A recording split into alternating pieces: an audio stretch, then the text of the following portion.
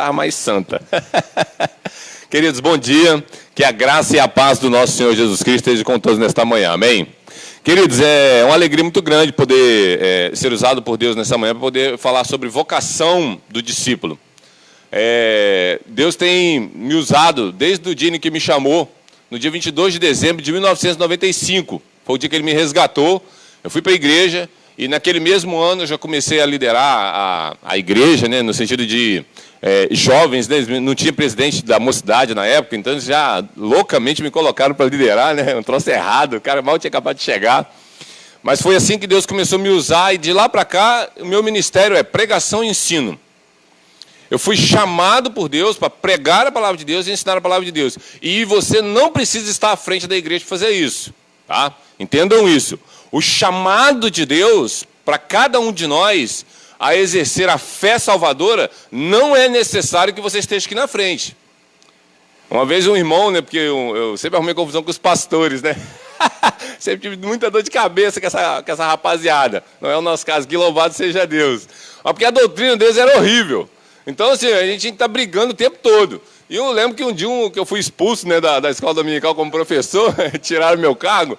Aí um irmão veio comigo, irmão, se você quiser, eu vou interceder o pastor para te ajudar, para você poder voltar, para te dar uma sala. Eu falei assim, olha, o ministério que eu recebi do Senhor, eu vou realizar. Seja na igreja ou fora dela. Porque eu sempre vou encontrar pessoas dependentes da graça de Deus para ouvir a verdade. Então não se preocupe com isso. Eu prego na fila do banco, eu prego no supermercado, eu vou pregar no açougue, eu prego em qualquer lugar. Esse é o ID. Indo, faça discípulos. É isso. Então, foi me dada a proposta, né, de estar falando sobre vocação do discípulo. Abra sua Bíblia aí. Ontem eu compartilhei o estudo já para os irmãos aí através do WhatsApp. Quero agradecer ao pastor Daniel, transformou ele em PDF, que nem todo mundo tem o Office no celular. Então, o PDF aí vai ajudar você a acompanhar. Obviamente, depois que eu enviei para ele, eu acabei acrescentando um pouco mais, mas é bem pouquinho. Eu achei um outro texto que aparece a palavra vocação, mas nós vamos ficar com um texto básico de Pedro. Mas depois você vai ver que eu acrescentei aqui no meu slide um outro texto de Romanos, e depois eu acabei achando mais um de Romanos hoje de manhã. Porque no material que eu usei lá só tinha 2 versículos, mas na verdade eu consegui achar 3, talvez os irmãos possam achar até mais, aí pode ajudar a gente aí. 2 Pedro 1, verso 10, é o texto que nós vamos usar como base. Eu vou pedir o Henrique para estar fazendo essa leitura para nós. Pode ler, Henrique, fazendo favor. Portanto, irmãos, procurai fazer cada vez mais firme a vossa vocação e eleição. Por quê? Fazendo isso, nunca, jamais tropeçareis. Então, queridos, dentro do estudo que nós vamos tentar conduzir nessa manhã, eu quero que você entenda a primeira coisa é a seguinte. Eu botei aqui no slide, vou tentar estar acompanhando com os irmãos junto aqui. Uma vez que você tem o texto falando sobre vocação, a palavra vocação pode ser também trazida para chamado. É só isso. É porque tem muita gente que fala assim, eu não sou vocacionado para o ministério pastoral. Né? Isso não é vocação, isso é ministério. A palavra vocação é chamado, é só isso. Então, o texto que o Henrique leu diz o seguinte, por isso, irmãos, procurai com diligência cada vez maior confirmar a vossa vocação e eleição. Porquanto, procedendo assim, não tropeçareis em tempo algum. Então, algumas perguntas que são importantes. Primeiro, o que é vocação? É o que nós vamos tentar entender nessa manhã. Depois, como ela acontece? Como devo proceder uma vez vocacionado? E qual é o resultado dessa vocação? Então, por que nós temos que fazer perguntas quando nós vamos estudar as Escrituras? É porque perguntando você acha as respostas. E você tem que fazer a pergunta certa para o texto, para você poder conseguir ter a resposta certa. Por que muitas pessoas têm dificuldade de entender as Escrituras? Primeiro, porque elas não têm aquilo que nós chamamos como matéria primordial dentro dos seminários, que é o estudo de como estudar a Bíblia. Isso não tem, às vezes, nas igrejas. Então, a pessoa acha que ela deve estudar a Bíblia só lendo. Isso é leitura, não é estudo. Leitura é uma coisa, estudo é outra coisa. Ler é só ler. Estudar é você fazer perguntas para o texto. Quem escreveu, por que escreveu, quando escreveu. Quais eram as circunstâncias envolvidas, qual era o contexto político, social, econômico, o que essa palavra significa. Essa palavra no original, ela dá um entendimento diferente, ou é isso mesmo no português? Porque ela não foi escrita em português, foi escrita em grego. Ah, Alexandre, mas eu não sei grego. Eu sei, então eu quero te apresentar um programinha. Vou dar uma palhinha rapidinho aqui, ó.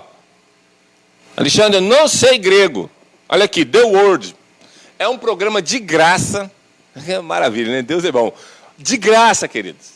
Aonde você tem várias traduções, inclusive no grego. Ah, que maravilha. Aí você vai aqui, ó, e encosta aqui, ó, na palavra. Tá vendo aqui? Ó, aqui, ó. Alexandre, mas está tudo em inglês. Eu não sei ler inglês. Mas Deus é bom, né?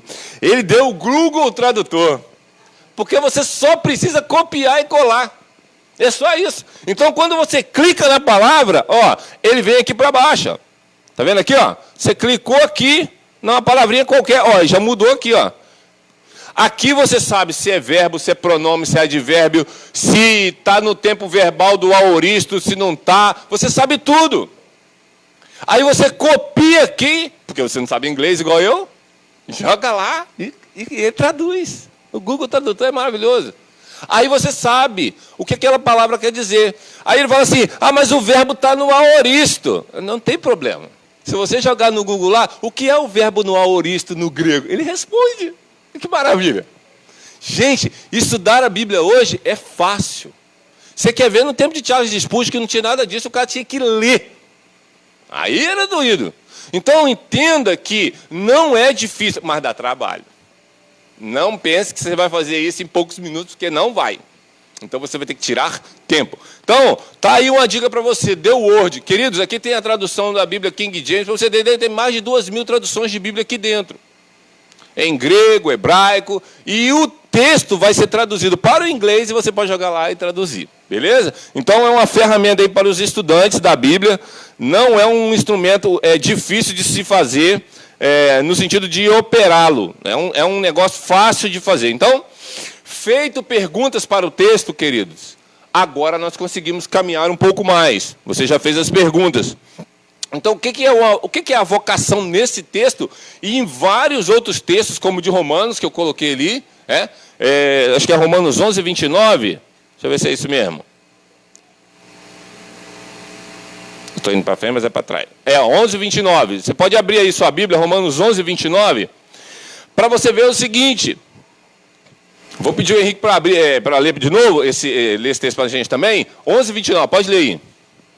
Porque os dons e a vocação de Deus são sem arrependimento. Isso, os dons e a vocação, ou seja, o chamado de Deus, em outras traduções, são irrevogáveis. Ou seja, uma vez que Deus chamou e deu dom ao cara, ele não desfaz mais, é irrevogável. Não tem aquela, vou revogar porque você está uma desgraça na igreja, vou tirar. Não, não é isso. Deus não tira mais. Por isso a certeza da salvação, você está vendo? A certeza do chamado. Então, quando você tem essa vocação, ela tem características. Veja bem, o texto que nós lemos lá de Pedro mostra esse chamado. Lá em Mateus, nós vamos ver o mesmo chamado que Pedro está dizendo, mas lá em Mateus, capítulo de número 10. Pode abrir para a gente aí, um irmão? 10, pastor Daniel, lê para nós aí. 10, de 1 a 5. Você vai ver que esse chamado, né, foi quando, por exemplo, Jesus chama os discípulos. E aí eu vou fazer uma distinção nesse chamado. Porque a vocação é o chamado eficaz. E nós sabemos que tem um chamado geral. E eu vou fazer essa distinção para a gente. Para nós realizarmos as obras que Deus preparou. Então, o que é vocação? É o chamado eficaz para você realizar as obras que Deus preparou. Pode ler.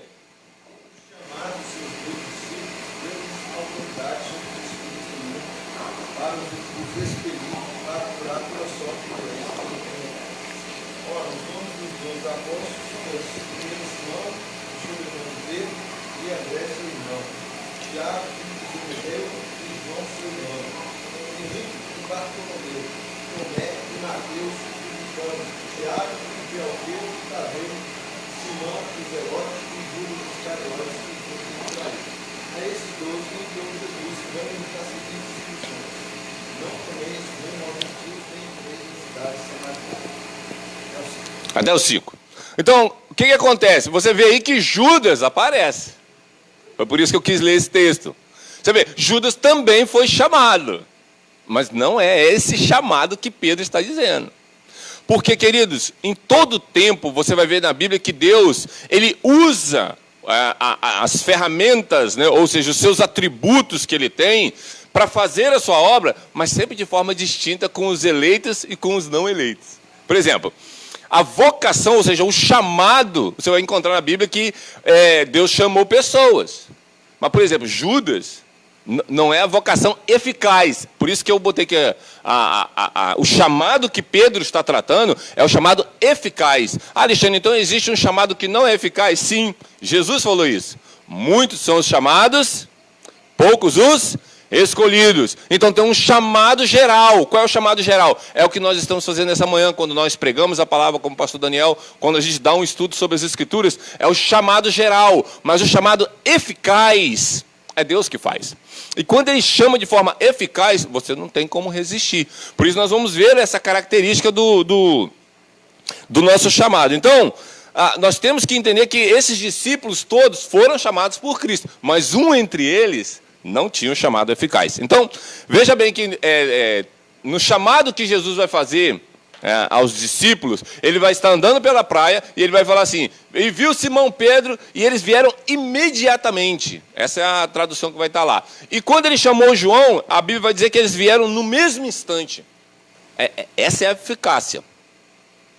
No chamado dos apóstolos, a eficácia está em que eles nunca mais abandonaram a fé, eles permaneceram firmes.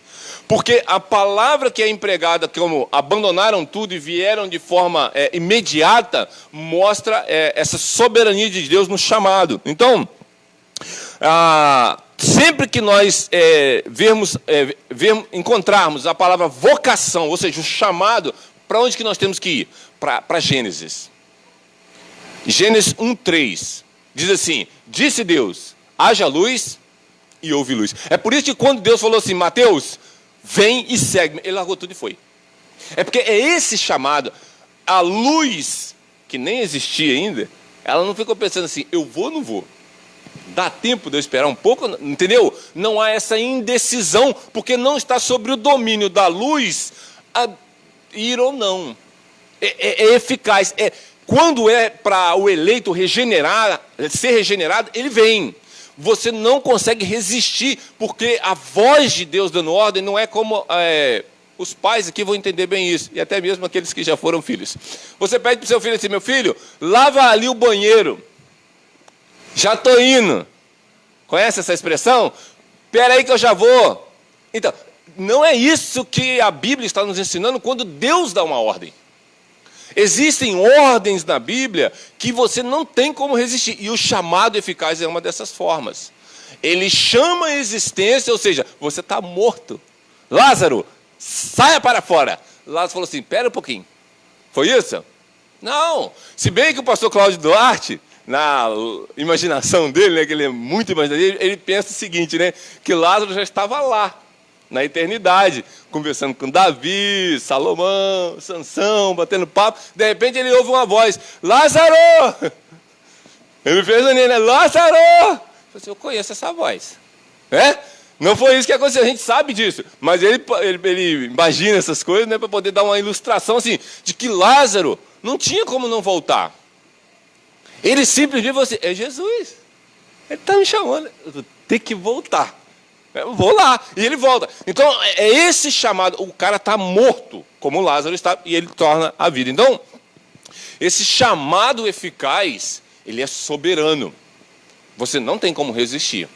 E é diferente do nosso chamado geral. Então, ela acontece de forma soberana, não é opcional. E para nós vermos isso, vamos para Atos 9, de 3-6, que nós vamos ver a conversão do apóstolo Paulo. Patrick, você pode ler para nós aí Atos 9? Está chutando? O irmão, pode ler então, Henrique. Henrique está com ela, Beato, que lê para nós aí, Henrique. E indo no caminho, aconteceu que, chegando perto de Damasco, subitamente o cercou um resplendor de luz do céu. caindo em terra, ouviu uma voz que lhe dizia: Saulo, Saulo, por que me persegues? Ele disse: quem és, Senhor? Ele disse o Senhor: eu sou Jesus, a quem tu persegues. Duro para te recalcitrar contra os aguilhões. Ele, tremendo e atônito, disse: Senhor, que queres que eu faça? Ele disse-lhe o Senhor: levanta-te e entra na cidade, e lá te será dito o que te convém fazer. Isso. É até o 6, isso. Então, queridos, a conversão do apóstolo Paulo é algo típico de toda regeneração. Nenhum chamado eficaz, nenhuma vocação acontece de maneira diferente do que a do apóstolo Paulo. Ela pode não ser estritamente igual nos seus sentidos físicos, ou seja, você de repente nunca viu luz nenhuma. Certo? De repente você não caiu no chão. De repente você nunca ouviu uma voz, como aqui ele ouviu. Entendeu? E o sol, a Bíblia diz que o brilho que ele via era mais forte que o sol do meio-dia. Entende? Talvez você não tenha ficado cego por um tempo. Então, assim, essas características externas, você, de repente, não vai ter. Mas as características internas que acontecem, ela é um padrão. Por quê? Primeiro, o apóstolo Paulo não estava com o coração disposto a buscar a Cristo. Está vendo que a vocação, o chamado, não é porque você está vindo na igreja ou porque você participou de cultos. Não, não é isso. O chamado acontece independentemente do que você faça, ou do que você pense, ou do que você gere em você mesmo. É algo sobrenatural. Não é natural. Alexandre, mas eu estou indo na igreja já tem 15 anos, eu já converti. Não sei. O chamado, é só você que pode identificar. Porque uma coisa eu te garanto, o chamado sabe que foi chamado. Entende? Por causa das características que nós vamos ver mais para frente. Então, a vocação, o chamado eficaz, se você foi chamado, você sabe. É por isso que a Bíblia diz assim, que o meu espírito testifica com o Espírito de Deus que eu sou filho de Deus. Porque se você fosse filho do diabo, você saberia.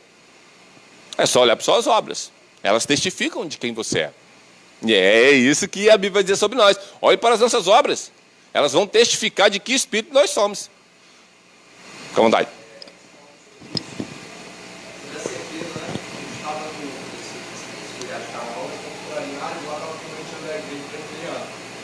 E aí o pastor que estava pregando lá, né, ele falou sobre isso, sobre a aceitação do chamado, quando aconteceu com ele. E ele disse que ele tinha acho que 7 a 6 anos de idade, e ele lembra exatamente o dia, né, o local.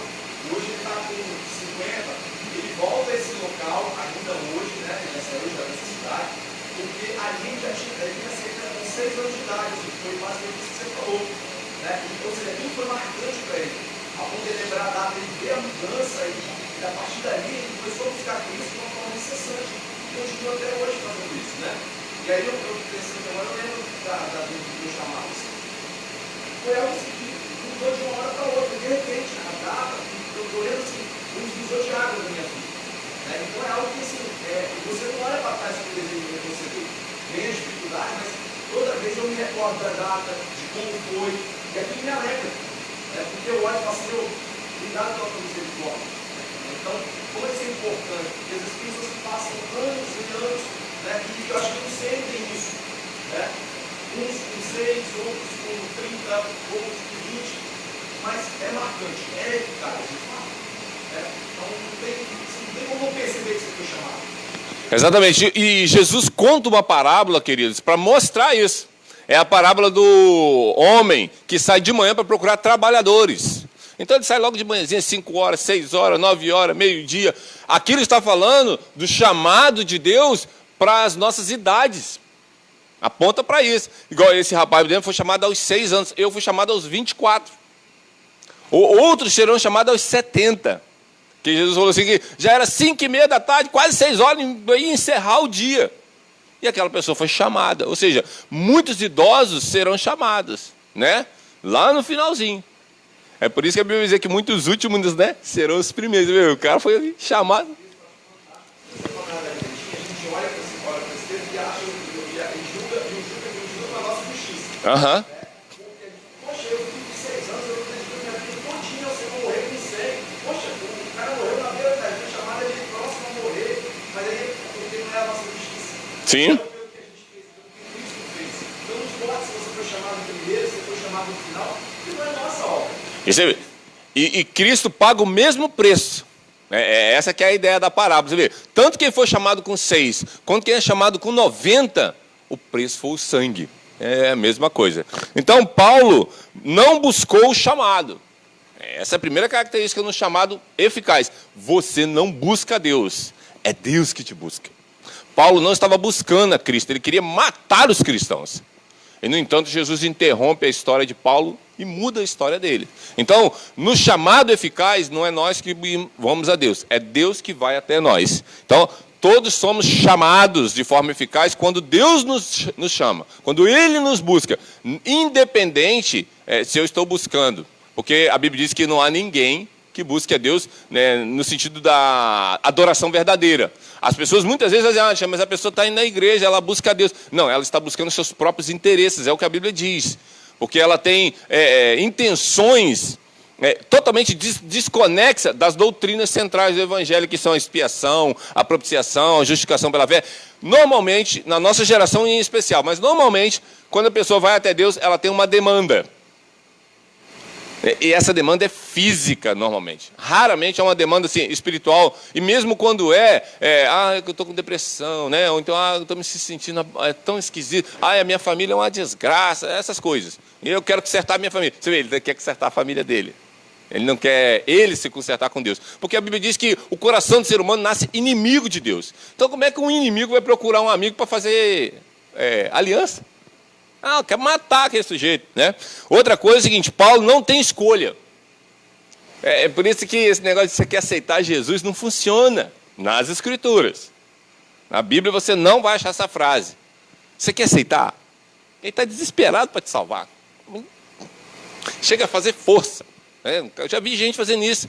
A projeto, por exemplo, vamos levar a água nos sinais de trânsito. Porque Jesus é a água da vida. E o cara, aqui ó, Jesus te ama, né? Essas coisas que as pessoas acham que essas técnicas vão ajudar Deus a salvar pessoas, como se Deus não soubesse o que estivesse fazendo. Então, o apóstolo Paulo, ele não tem escolha. Quando o chamado eficaz acontece, queridos, você nasce de novo. É fácil entender aquela criança ali, ó. Quem nasce de novo não tem escolha. Pergunta para o Daniel ali, esse menino perguntou para você se ele queria vir? Não perguntou, queridos. Se você é uma nova criatura, assim como você não teve nenhuma participação no seu primeiro nascimento, você também não tem nenhuma participação no segundo. Porque a fecundidade para que você pudesse nascer não vem de você, vem de Deus. Você vê que para que aquela criança nascesse, é necessária a participação de 2 pessoas. Olha só que coisa, né? E é necessário que um ovo e um espermatozoide se conectem. É isso. Mas Deus ainda tem que agir no negócio para poder botar o espírito do sujeito lá, que a gente nunca sabe se o sujeito o espírito está em um, está no outro, né? Está no espermatozoide, está no ovo. Isso aí é coisa para dentro discutir lá no céu.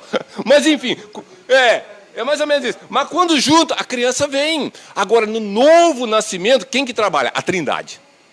É eles. É o Espírito Santo, no poder de Deus, na obra de Cristo, e você nasce. Agora, quando você nasce, pense numa criança. É por isso que Jesus falou, se vocês não forem como crianças, ele está fazendo uma comparação, né? Vocês não vão entrar no reino. Por quê? Porque uma criança não tem desejo, não tem vontade, ela não se autocontrola, ela não tem nenhum tipo de condição de se manter. É totalmente dependente dos seus pais. Bote uma criança no deserto e veja o que acontece. Ela não sobreviverá.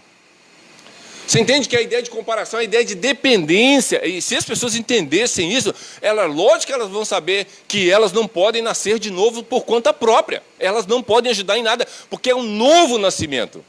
E Jesus está usando a expressão novo nascimento exatamente para mostrar a incapacidade do ser humano de contribuir com alguma partícula nesse troço. E o apóstolo Paulo entendeu isso. Porque ele, ao ter esse encontro com Cristo, ele fala assim, o que o senhor quer que eu faça? Você está vendo? Porque eu não sei o que eu devo fazer. É óbvio que ele não sabe, ele está nascendo de novo, como é que ele vai saber o que ele tem que fazer? Ele falou assim, não esquenta a cabeça não, vai lá para a cidade, lá, fica lá, depois nós conversamos. Jesus não dá muita satisfação para o apóstolo Paulo. Então isso é fantástico. Então, dentro do chamado eficaz, queridos, nós podemos descansar em que Deus fará a sua obra. Você não precisa ficar preocupado. É por isso que o que o pastor pregou hoje dessa manhã, se Cristo vos chamou para a liberdade, então vocês estão livres. É isso. Não há mais nenhum fardo a ser carregado. Por quê? Porque não foi você que começou esse troço, não é você que mantém esse troço e não é você que vai terminar esse troço. A Bíblia diz que aquele que começou a boa obra vai terminar. Então você fica tranquilo. Certo? Mas veja, quando nós falamos de tranquilidade, ninguém está mandando ninguém para resort. Por favor. Não pense que você está de turista nesse planeta e agora você vai se divertir. Disneylândia, parque de exposição, shoppings. Não é isso. Quando a Bíblia está falando que você foi chamado assim e agora você está livre, não é para você fazer o que você quer. É para fazer o que Ele quer. E aí nós vamos ter que trabalhar um pouquinho aqui. Por isso que eu falei que aquele programinha é bom. Lá em 2 Pedro 2,10 vai aparecer algumas palavras, né? Que é o texto que nós estamos como base. Queridos, olha, você poderia dar um outro estudo usando como base todos os outros textos em que a palavra vocação aparece, porque elas têm novas ênfases. É por isso que esse assunto não dá para dar todo ele em uma única aula. Nós teríamos que pegar todos os textos dentro dos seus contextos para mostrar a grandeza desse negócio. Mas, como a gente não pode pegar tudo, porque não dá tempo, ele diz assim, ó, por isso procurar com diligência cada vez maior. Procurai. Olha a palavra no original. Malon. É em maior grau. Alguém aqui é formado na faculdade? Quem tem faculdade? Só para me ter uma noção aqui. Ó, um bom grupo de pessoas aqui tem faculdade. Para você chegar onde chegou, você teve que buscar um maior grau, não foi? Agora você pensa isso no reino de Deus. Qual é o grau que você tem que procurar? Se você tem o quê? Pós-graduação, doutorado, mestrado? No reino de Deus é mais. Você tem que ir além, além. É por isso que é estranho algumas pessoas falarem assim, que não precisa estudar muito a Bíblia. Como não? O texto, a palavra é grega aqui, está dizendo o seguinte, não, você tem que procurar em maior grau. Você se formou na faculdade, procurou pós-graduação, então seja doutorado e mestrado em Bíblia, pô. É isso que Pedro está dizendo. Você tem que ir segundo as suas capacidades mentais, se colocar na posição de um estudante das Escrituras a ponto de buscar um grau maior. Porque o que você agora foi chamado para fazer é num grau maior. Porque, veja, o abençoado é formado em advocacia. Mas acima do advogado, há uma outra coisa que você pode alcançar como advogado, não pode? Você pode estudar para ser juiz, mas precisa da advocacia, não precisa? Sem advocacia você não é juiz. Não, quer estudar para juiz. Você tem curso de advogado? Não, não tem, não pode. Mas você vê, o reino de Deus não é diferente. Não, eu quero saber mais, então você tem que estudar mais. Mas eu não concordo com aquele pensamento. Com base em quê? Não, é porque eu não concordo. Não, você tem que ter base. É isso. Porque se você chegar diante de um juiz como advogado e falar assim, eu não concordo com a decisão que você está tomando aí, não. Com que base? Mas eu não preciso de base, não. Nem eu preciso dar satisfação, que você também é um posto menor. Então, assim, não tente discutir teologia sem base. É sempre isso que eu cobro das pessoas. E veja bem, não é porque você sabe mais ou menos. É por causa do que o texto está dizendo, que você tem que ter um grau maior de informação. Você tem que se cavucar esse troço. Porque as escrituras, elas não têm fim. A advocacia tem fim. Pode ser que você chegue num lugar, agora não dá mais nada para aprender. Mas na teologia não tem, porque Deus é infinito. Certo? Nós temos que lembrar disso. Então, a palavra malon, ela vai dar essa ideia. Outra coisa que ela mostra é que tem que ter um sim. Porque tem gente que fala assim, sou crente, desgrama, tem que ler Bíblia. E além de ter que ler, tem que estudar esse troço. Entendeu? Não é com essa postura. Não tem um cara que tem assim, eu quero ganhar um salário maior, para isso eu tenho que me matar de estudar. Não é assim. O texto, a palavra no grego da ideia é o seguinte, há uma concordância com o seu ser, em perfeita harmonia, em querer aquilo. É como quando você viu a sua esposa pela primeira vez, ou seu marido, lembra disso? Te lembra disso? Te lembra disso? Lembra, Terta? É isso. Você viu e falou, sim, é essa. Ou é isso. É um sim, assim, grande. Sabe? Se eu não pegar essa garota, eu fico doido. Entende? O seu coração está explodindo em adoração porque você quer aquele... É um desejo. Não é só você ir lá e comer um lanche no Henrique, é dois, é bom. É esse sim que ele está falando. A palavra no grego dá essa intenção de intensidade. Então, assim, o nosso português é bom, queridos, mas quando você vai para o original, a coisa ganha volume. Então, esse sim, ele tem essa ideia. Ele faz aqui, ó, enfaticamente, é uma coisa que você dá ênfase. Não tem aquela coisa assim que você fala com um cara assim, nossa, aquele sorvete estava gostoso. Aí o outro fala assim, hã? É porque o sorvete estava gostoso. Hã? Por quê? Porque você não deu ênfase. Agora, quando você fala assim, cara, pera, ó, comi um sorvete aqui embaixo. Gente, acabar o culto, vocês têm que descer e experimentar. Você está vendo? É diferente, porque agora você enfatizou o sorvete. Que sorvete é esse, Alexandre? Nossa, um sorvete de torta de abacaxi com morango, você não tem noção. O troço é escaldante. Você tem que experimentar, é bom demais. É disso que Pedro está falando. É procurar sim, né? Pensa o seguinte, essa noite um anjo apareceu na sua casa, de noite, falou assim, olha, aqui estão os 6 números da Mega Sena que vai ser sorteado no final do ano. Você pergunta para ele assim, tá onde? Ele falou assim, eu escondi na rua Monte Everest, número 72, ao lado do carro rosa, debaixo da placa amarela. Cara, são 2h30 da manhã e o anjo te revelou esse trem, o que você vai fazer? Depois vou lá. São só 300 milhões de reais? Mais tarde eu pego. É isso que você vai fazer? É lógico que não. Você vai sair de madrugada, vai pegar o seu carro, se você mora longe, e você vai vir aqui nessa rua, procurar esse carro, essa placa, e vai ver lá o cartão. Anjo abençoado. E vai guardar. Você vai fazer isso. Por quê? Porque você foi enfático ao querer aquele troço. É isso que Pedro está falando. Procurar aqui é algo que você quer muito. Não é algo... Talvez eu pego. Não é isso. Você está vendo a ênfase, a diferença entre ser enfático e foi mais ou menos aquele sorvete. Não é a mesma coisa. Então, as palavras no original, queridos, elas servem para isso. Você vê, se eu tivesse dito para você que você deveria procurar alguma coisa, você não teria entendido? Você teria entendido. Mas você teria entendido nessas circunstâncias, ou seja, nessa profundidade. Procura aí. Procura com diligência aí. Está vendo? Não é a mesma coisa. Então, o apóstolo Pedro ele está dizendo isso. É algo específico. Porque, veja, se alguém fala assim, procura um objeto aí para mim. Qual é a sua pergunta? Aonde ou o que eu vou... qual objeto que eu vou procurar? Você está vendo? A palavra no grego dá a ideia seguinte, não, você está procurando algo, mas é específico. Não é qualquer coisa. Você tem que saber o que você está procurando. Porque, veja, queridos, em nossos lares, nós procuramos várias coisas o dia inteiro, às vezes. Aí depois você pergunta, você está procurando o quê? Não lembro, já esqueci. De tanta coisa que a gente perde dentro de casa, e tem tanto bagulho inútil lá, que quando a gente vai procurar o que a gente quer, a gente não acha. Isso é muito comum, principalmente em casas de gente desorganizada. Eu. Entende? Eu sou terrível. Então, assim, a gente precisa aprender isso. Procure com zelo. Faça de forma específica. É aquilo que eu quero. É ali que eu vou procurar. É isso, eu vou cavucar. Mas eu não tenho todas as ferramentas. Procure o pastor Patrick, procure o pastor Daniel, o Eric. Eles têm ferramentas para você procurar esse troço com zelo. Mas ele não usa a palavra só procurar. Porque eu gosto das escrituras, queridos, por várias razões, mas esse negócio que me mexe comigo. Ele não podia ter falado assim, procurai aí, então, comprovar a esperança da vocação de vocês e a eleição. Não, ele fala assim, procurai, aí depois ele usa outra palavra no grego. Diligentemente. Você vê que Pedro é semi-analfabeto de pai e mãe. O cara era pescador, nunca foi para a escola. Entendeu? Se formou em nada. Mas ele tem um grego bom. Isso é coisa do Espírito Santo, deve ser, né? Com diligência. Quem já ouviu falar em diligência aqui? Conhece?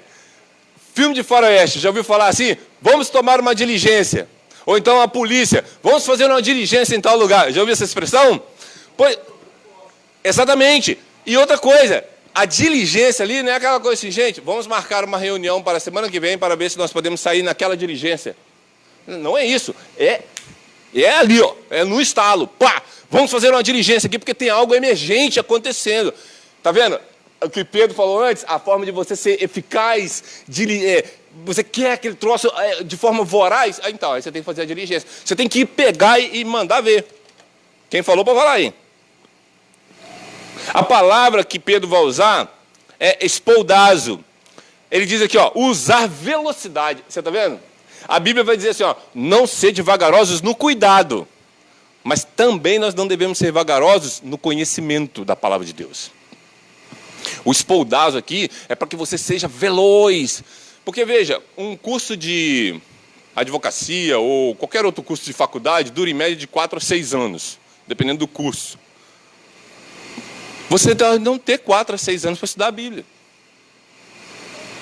Entende o que Pedro está querendo dizer para esses irmãos? E principalmente dentro do contexto. Quando você vai para o contexto de 1 Pedro, irmãos, tem gente sendo morto 3x4 aqui. Eles estão matando os filhos dessas pessoas, eles estão matando os pais, eles estão matando os parentes, os irmãos em Cristo. Está todo mundo sendo assassinado. É gente morrendo ao fio da espada. Então Pedro está falando assim, sejam velozes. Ou seja, essa diligência tem a ver com questão de velocidade. Tem em fazer um esforço, sendo sincero naquela busca. Você viu? Como que as coisas elas têm que andar em conjunto, essa forma eficaz, mas também essa velocidade. Porque, veja, quando nós fazemos as coisas rápidas, normalmente nós fazemos mal feito. É o normal, né? Com raríssimas exceções. Mas, normalmente, se você tentar fazer uma coisa muito rápido, normalmente você acaba cometendo erros. Aqui não há espaço para erros. Ele quer que você faça isso por quê? Porque aquele erro pode gerar um pecado. E aí você tem que ter uma atenção maior. Porque, veja, na prova da faculdade, você pode ter uma segunda chance. Aqui talvez você não tenha chance de reparar o seu erro. E eu aqui não estou falando assim, então não perdi perdão, vou perder minha salvação. Não tem nada a ver com isso. Mas é a questão de você entristecer-se pelo pecado e causar tristeza em outros. Até no próprio Deus, porque você cometeu aquele erro. Então, seja diligente, busque com velocidade. Ou seja, aproveite o tempo. Paulo vai dizer o seguinte, né, nós temos que aprender a remir o tempo. É isso, aproveite o máximo de tempo que você tem e gaste com a busca desse conhecimento, certo? Desse seu chamado. Uma outra palavra que ele vai usar é essa aqui, ó, eu até botei aqui, é uma tradução da King James, tá? Eu só botei aqui para a gente ver aqui, ó. Faça com diligência, seja diligente, adiante-se, né? Faça na frente das pessoas, empreenda, trabalhe, estude, tá vendo? Você não pode ficar esperando por outro, você tem que tomar a frente. Se tem uma coisa no reino de Deus que não tem problema você passar na frente do outro, é no conhecimento. Isso é livre, você pode ficar à vontade. Eu lembro que quando Deus me chamou para o seminário, no meu primeira palestra que eu tive, foi com um grande homem de Deus no sentido de conhecimento, irmãos. Aquele homem conhecia a Bíblia como poucos. Eu falei assim, eu quero conhecer a Bíblia igual esse cara. Foi automático. O cara despejava Bíblia direto nos estudos dele ali. Eu falei, cara, ele falou que a gente tinha que estudar a Bíblia igual o boi come a capim. Eu falei assim, não entendi. Ele está chamando nós de boi? Foi o que eu pensei, né? Aí depois ele explicou, não, que você tem que ruminar. Ou seja, você joga para dentro e traz de novo. Joga para dentro e traz de novo. Você tem que ir mexendo com aquele troço, até que você esteja satisfeito com aquela coisa. E se tratando da palavra de Deus, sempre a gente quer mais. Essa é a ideia da ruminação. Então, Pedro vai usar uma outra palavra, que é gradativamente. O texto diz assim, ó, o 10. Confirmai por isso, irmãos, procurai com diligência, cada vez maior, confirmar. Essa é a palavra. Né? Esse confirmar aqui é a ideia de você ser gradativo. Essa é a palavra geral, é bebaios, né? Que mostra ali através de uma ideia de ter muitos pés, de estar firme, seguro. Ou seja, você tem base para se sustentar.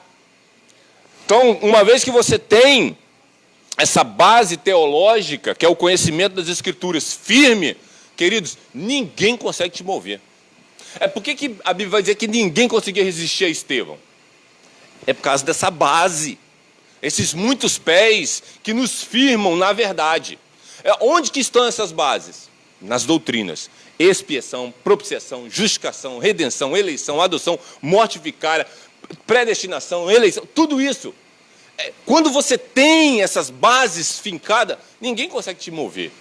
Eu lembro que o Eric, uma vez, ele me botou num dos grupos malucos desses de discussão bíblica, e ele falou assim: Alexandre, ó, vou colocar um cara aí, esse cara aí é fera, eu queria ver você batendo papo com esse cara. Eu falei: bota o cara aí, pô. Aí botou o cara lá. E eu e o rapaz batemos, e olha, irmãos, o homem era um poço de conhecimento. E eu só pedi para ele me dizer o seguinte: me mostra na Bíblia que Paulo sabia que a expiação não era limitada. Se você me mostrar nas Escrituras, você me convence.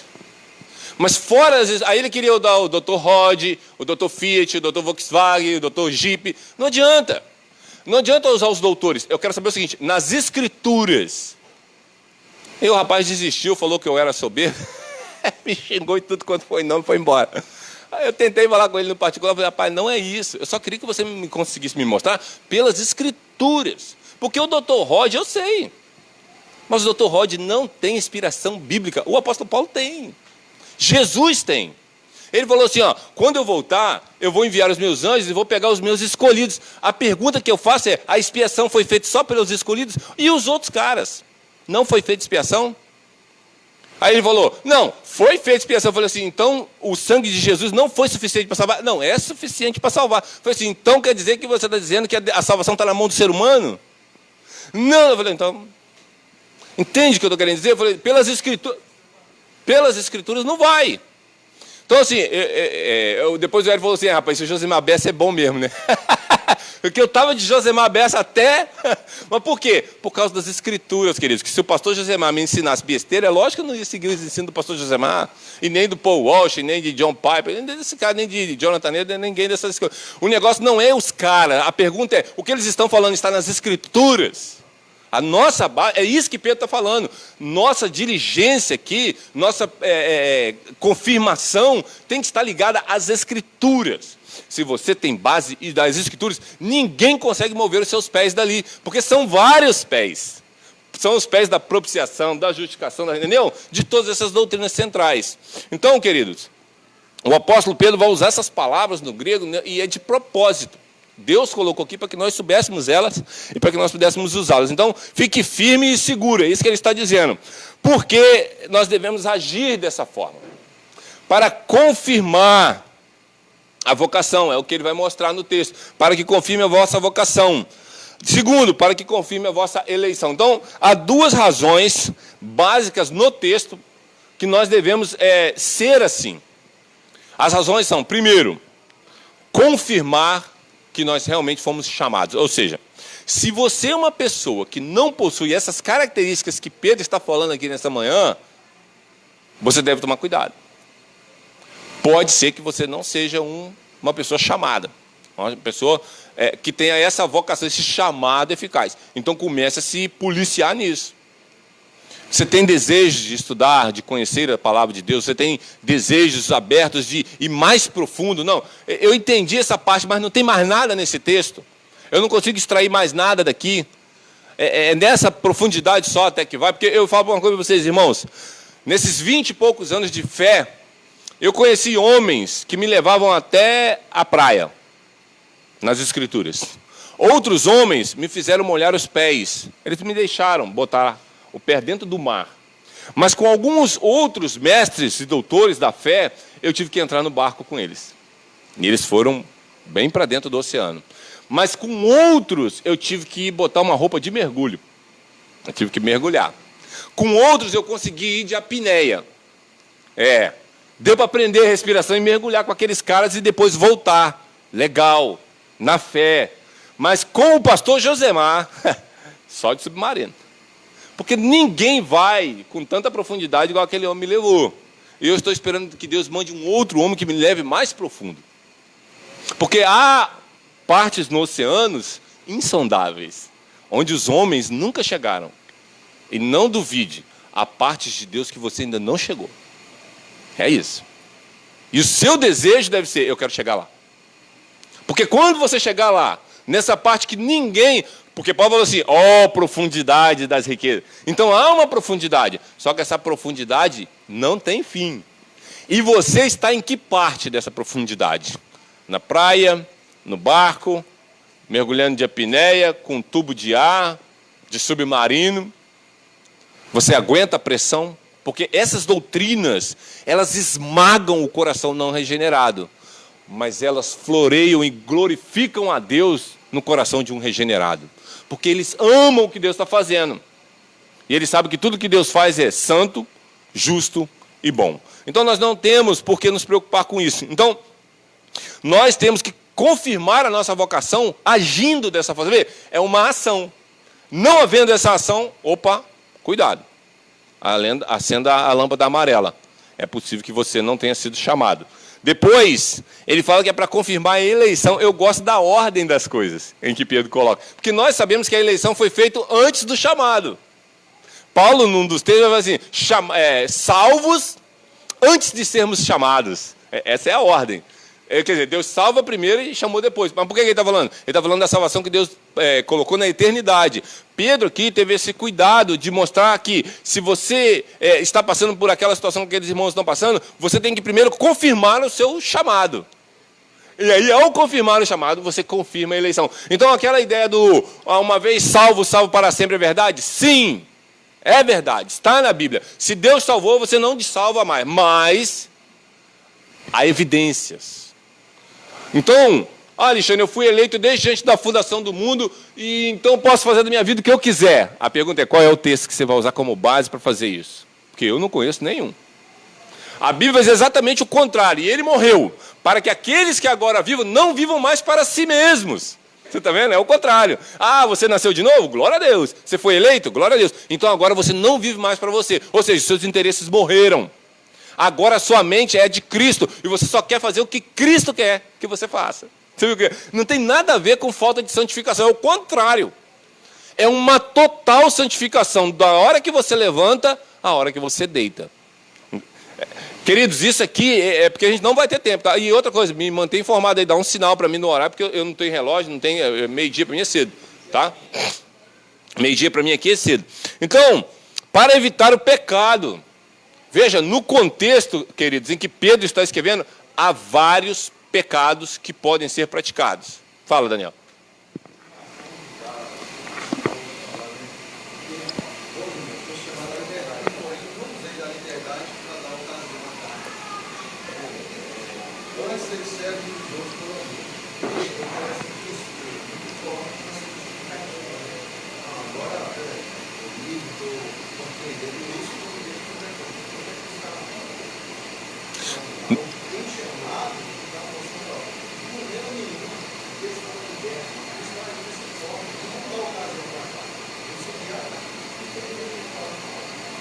Fala. Aham.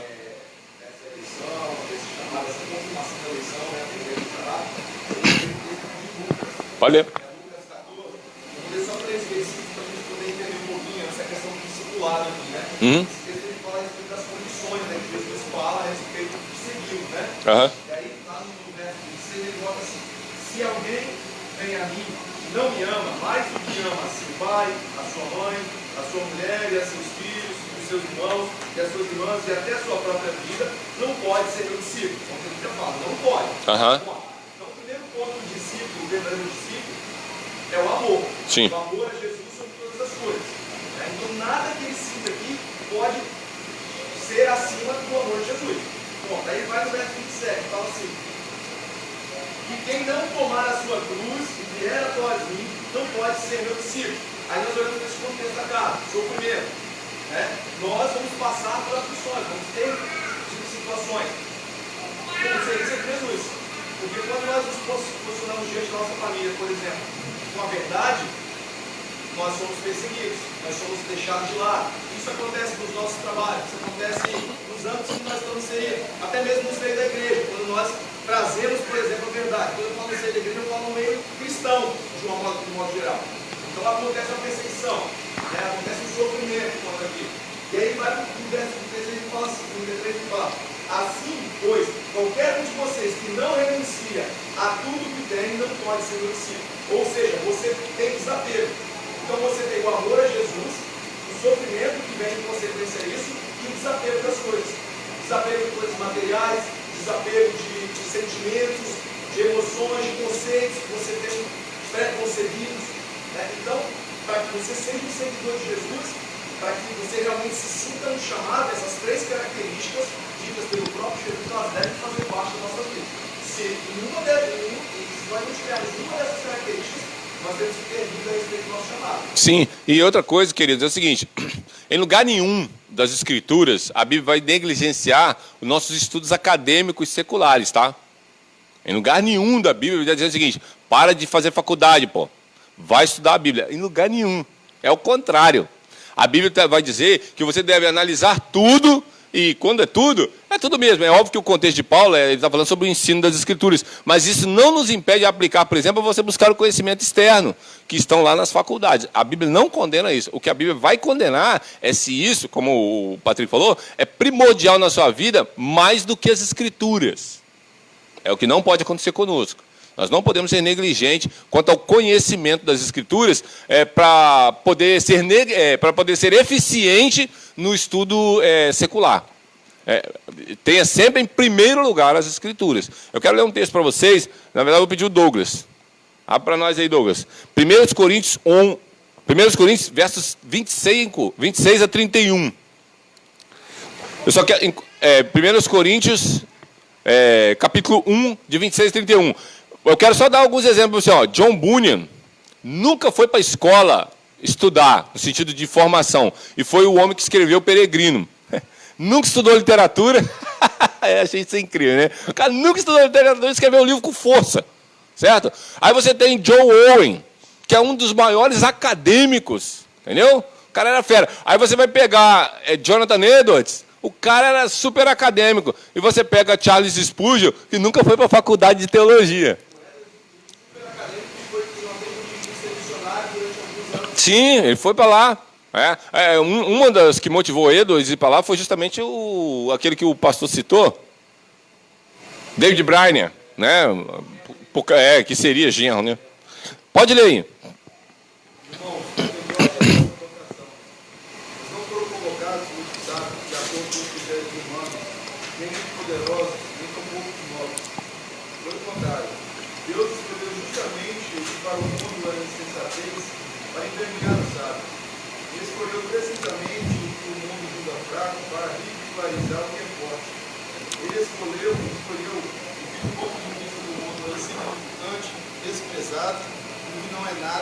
Para reduzir a nada o que é, com o objetivo de que uma pessoa se vanglorie perante Deus. Portanto, vós sois dele, em Cristo Jesus, o qual se tornou para nós sabedoria da parte de Deus, justiça, santificação e redenção, a fim de que, como está escrito, aquele que se gloria, glorie-se no Senhor. Então, eu não peguei esse texto aqui, porque aqui eu precisaria de uns 4 ou 6 domingos. Porque tem tanta coisa aqui que não ia dar. Então, Pedro, dá para a gente tentar terminar hoje. Então, você vê. Mas nesse texto, Paulo vai usar a mesma ordem de Pedro. Você viu que ele falou de vocação primeiro e de eleição depois. E aqui ele vai mostrar o seguinte: olha, vocês foram escolhidos através da vocação, não porque vocês são bonitos, porque vocês são magrinhos, ou gordinhos, ou altos, ou baixos. Não é isso. É porque vocês não prestam. Não é maravilhoso isso? Alguém já te escolheu assim? Lembra daquelas peladas que a gente é garoto e você é o pior jogador da equipe? Eles te escolhiam primeiro ou por último? Lembra disso? Não, aquele não. Não, Alexandre não, né? Alexandre não. Quando era o dono da bola, era tranquilo. Você podia ser o maior perna de pau. Mas na eleição, Deus olha o contrário. Você não presta, não, eu vou ficar com você mesmo. Eu gosto de gente que não presta. Mas eu não sou sábio. É desse que eu gosto. Você não é sábio? Você está no meu time. Você vê, eu gosto do time de Deus aqui, porque as características são sensacionais. Olha só, eu nem disse aqui, não estava na lição não, tá, irmãos? Isso aqui é adendo. Olha só, Deus escolheu as coisas loucas. Você acha normal? Então você está fora. Deus só quer doido. Entende? Mas é louca no sentido de que quando o mundo olha para nós e vê Cristo em nós, eles falam assim: vocês são doidos. É isso. É a loucura. Não é porque você vai ficar aí se suicidando, pular de um prédio. Não é isso.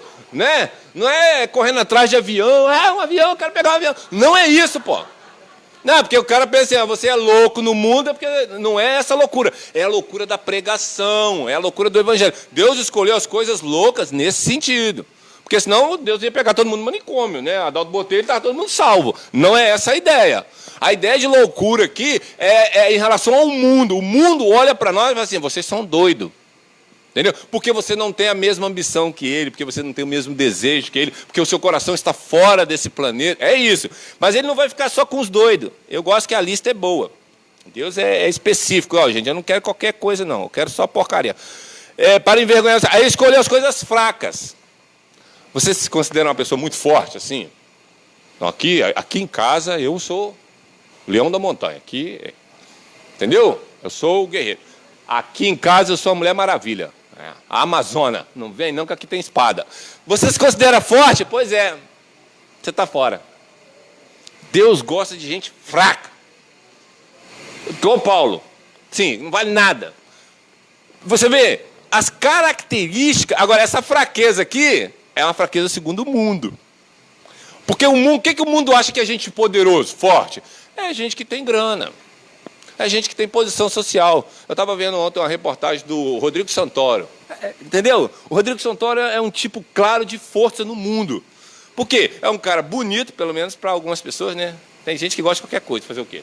Cada um tem seu gosto, não me meto nesse troço. Mas tem gente que acha o Rodrigo Santoro um cara bonitão. Tem dinheiro. Já viu ele nas Panteras, o filme As Panteras, quando ele vem correndo? Então, porque o cara impacta com a sua força. A força da beleza, a força do dinheiro, entendeu? Fala inglês bem pra caramba, eu só sei falar yes e no. O cara fala inglês, pô. O cara domina que troço. Fala pra caramba. Entende? Gente, o cara é bom pro mundo. E quando ele comparecer diante do tribunal de Cristo? Vai fazer diferença ele ter corrido com as panteras? Eu acho que não vai contar muito no currículo dele. Porque a Bíblia diz que Deus quer as coisas fracas, frágeis. A parábola do rico e Lázaro é justamente para identificar os poderosos dos fracos. É para isso que essa parábola está lá. O rico se gloriava na sua riqueza. Eu sou forte, eu tenho dinheiro. Quanto que é esse troço aí? Vou levar 3. É isso, o cara que mostra o seu poder aquisitivo. Ou então ele é um político bem sucedido. Morreu um agora. Ele e o Bolsonaro nem estavam assim essas coisas, né? Mas bateu as botas aí. Tal de Bibiano. Você vê, o cara, você vai conversar com o cara, eu sou o Bibiano. Você é prefeito. Às vezes o cara tem essa postura. E agora? O que vai adiantar o cara chegar lá com o Bibiane, Bibilá? Não vai resolver. Agora vai ter que prestar conta. Então, mas Deus pegou as coisas fracas. Mas, por último, ele não pega só os doidos e os fracos. Ele pega as coisas que são humildes do mundo e as desprezadas. Você se considera uma pessoa desprezada, querido? Quando o mundo olha para você, assim, isso aí é um lixo. Então, é de você que Deus gosta. Agora, se o mundo olha para você e fala assim, não, ali vai o Alexandre. Cara, nossa, olha só que beleza. Meu Deus do céu. Você é um deus grego. Não vai resolver, querido. Entendeu? Porque quando o mundo olha para você, quando as pessoas que lideram esse planeta olham para você, elas têm que falar assim, isso aí é uma porcaria, hein? Da onde saiu essa desgraça? Joga esse troço no lixo e dá descarga lá no banheiro. O mundo precisa olhar para nós assim. Então você pode ter características de pessoas de que Deus quer salvar. Porque se você, diante do mundo, quando você está diante da sociedade, a sociedade dá aquele tapinha nas costas, você é maravilhoso. Eu sei, Caifás. Tem um desenho bíblico, está até aqui para as crianças, vou te dar a palavra livre. Tem um desenho bíblico assim que o Caifás está lá, né? Se admirando, né? O Caifás da Bíblia mesmo. Aí o cara está do outro lado ali e o Caifás está lá. Caifás, você é mais sábio que o próprio Salomão. Ele, eu sei. Mais ou menos isso. O cara se acha. Aí quando o cara chega, você está falando com quem? Não me perturbe. Está falando consigo mesmo. Fala, Lívia.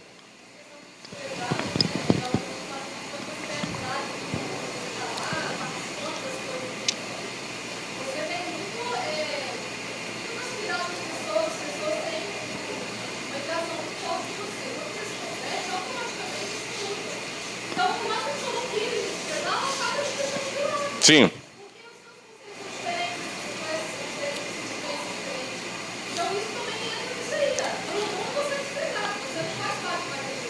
E é um peso maior. Se você é um cristão, e você, por exemplo, é daquele politicamente correto, não tem um cristão politicamente correto?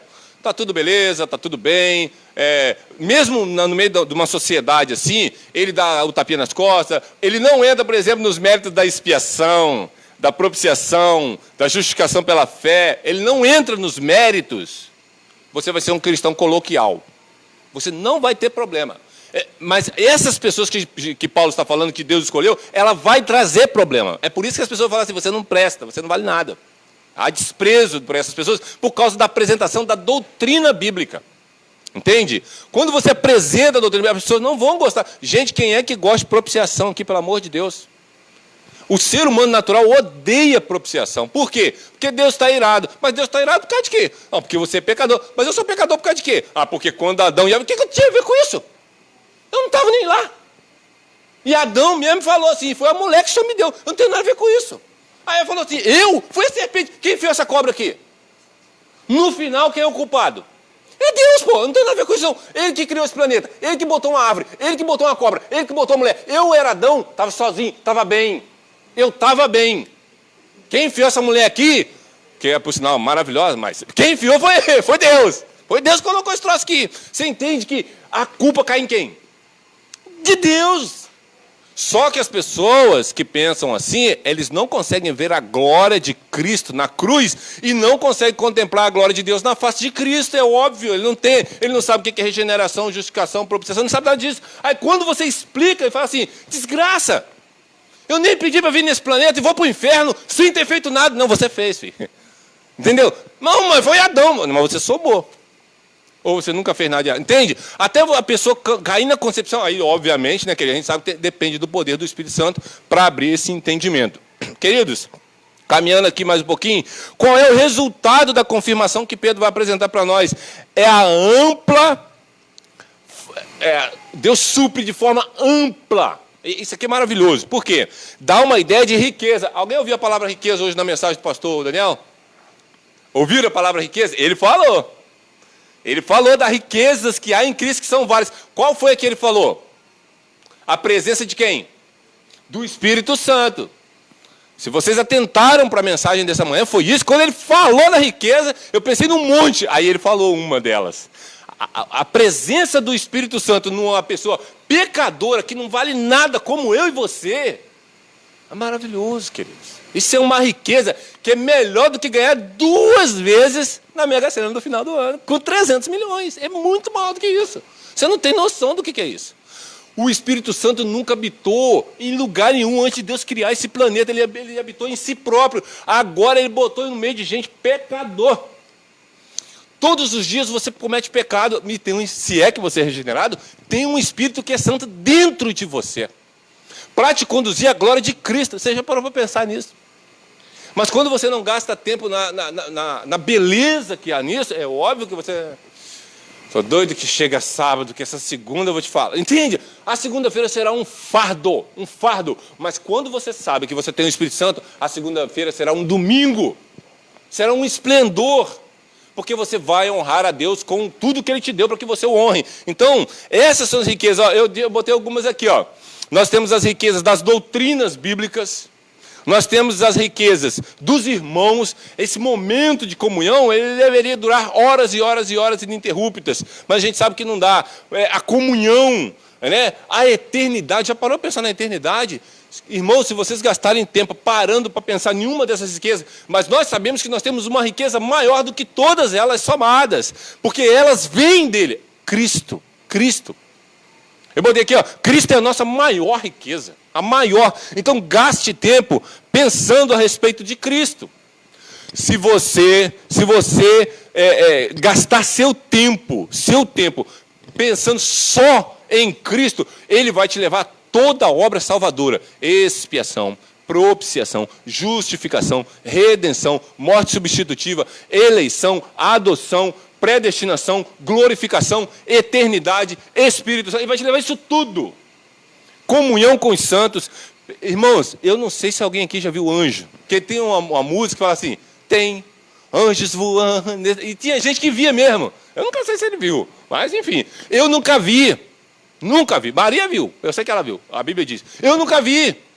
Agora você pense que os anjos são seres celestiais maravilhosos. Pense nisso. Você verá. Mas não é só isso. Você verá Cristo glorificado. Você entende, queridos? Então, você vê, a gente poderia ficar dias aqui falando sobre isso. Então, quero encerrar dizendo o seguinte. O que é vocação? É o chamado eficaz de Deus para as obras que Ele preparou para que nós realizássemos. Depois, como ela acontece? Ela acontece de uma forma soberana e não opcional. É Deus que faz, é Deus, do início ao fim. Como devo proceder uma vez que vocacionado? Procurar com diligência, gradativamente. Isso é ininterrupto. Qual o resultado da confirmação da vocação? Que você será amplamente suprido e que você terá a entrada garantida no reino de Deus celestial. Ou seja, os céus que o Apocalipse apronta. Irmão, se nós tivermos o nosso coração capturado por essas verdades, meu querido, você não vai querer que o culto acabe. Essa que é a verdade. E é por isso que quando nós saímos daqui, nós continuamos em culto. É o que Paulo vai dizer em Romanos 12. Rogo-vos, pois, irmãos, pelas compaixões de Deus, que apresenteis os vossos corpos em sacrifício vivo, santo e agradável a Deus, que é o vosso culto racional. E não vos conformeis com este mundo, mas transformai-vos pela renovação do vosso entendimento, para que apresenteis qual seja a boa, perfeita e agradável vontade de Deus. Fala, Padrinho.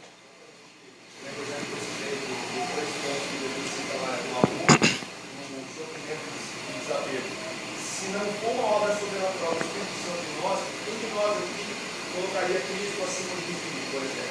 De jeito nenhum. Quem de nós aqui escolheria o sofrimento, sendo que nós temos a condição de ter desconforto? Quem de nós aqui escolheríamos, por exemplo, nos desapegarmos das coisas que nós temos nesse mundo, aqui nesse país, na nossa casa, no nosso estado, ir para um campo missionário para padecer lá, tem uns compromissos muitas vezes de igrejas que fazem compromissos nunca. Se não for o Espírito Santo confirmando isso e causando, gerando essa ação em nós jamais conseguimos fazer as coisas. Pois é, queridos. Meditem nisso que foi falado nessa manhã, no seu chamado. Você foi chamado? Tem convicção do seu chamado? Você está vivendo assim, nessa ânsia de buscar cada vez mais essas doutrinas centrais do Evangelho que enchem o nosso coração de desejo de estar aqui. Contando já os minutos para o culto da noite. Porque você fica encantado em estar reunido com os irmãos. E deixa eu só puxar a sardinha para o nosso lado. Irmãos, eu garanto para vocês, de 100 igrejas, 100, aqui, no município da Serra, uma é igual a nossa. 100. E eu estou sendo generoso, porque é capaz de você procurar mais e não achar. A estatística nossa de Serra é trágica quando se fala sobre a pregação da verdade. Quando se trata da pregação da verdade, 99,9% dessas igrejas ao nosso redor estão pregando bobagens. É isso. E eu sei porque eu fui expulso de 3 igrejas batistas por causa de pregar a verdade. E agora, se eu só estou sendo expulso de igrejas tradicionais, o que nos restará das pentecostais e neopentecostais? É preocupante, queridos. Eu não falo isso com alegria. Mas quando eu estudo as Escrituras e olho para o povo que se diz povo de Deus, eu falo assim, esse povo honra-me com os lábios. Mas o coração está longe. Está longe. Porque quando você vai para a Bíblia, esse povo não sabe nada. São ruins. E eu não falo isso com arrogância nem com presunção. Mas é a realidade. É o que Paulo falou com os irmãos em Gálatas. Se alguém chega aí pregando outro evangelho, seja maldito. É isso. Eu vejo que muita gente ainda está debaixo dessa maldição chamada falso evangelho, entendeu? Que tem na nossa geração. Então eu espero que Deus possa nos ajudar a buscarmos a verdadeira fé autêntica na palavra de Deus. Patrick, olha para a gente poder encerrar nessa manhã.